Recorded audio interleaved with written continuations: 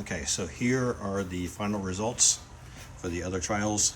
So the second trial is 1.10 milliliters and started with 1.10 milliliters, got to a final volume of 16.85. So take the difference between those two to find out the total volume. Same thing for the third trial. Take the 16.00 minus the 1.80 and get the total volume of that. The concentration of the sodium hydroxide is the same all the way through, so it's always 0.244 molar.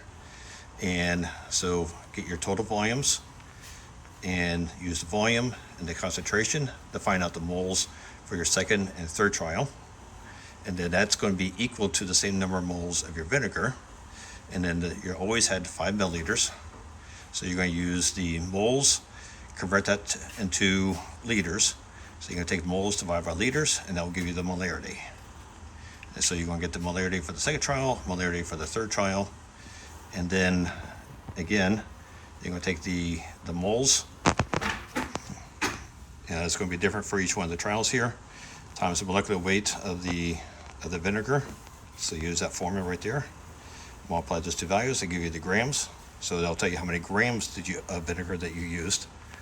And then grams, and it was always 5 milliliters. So from up here, so you're going to take the grams divided by the 5 milliliters times 100, and they'll give you the percent.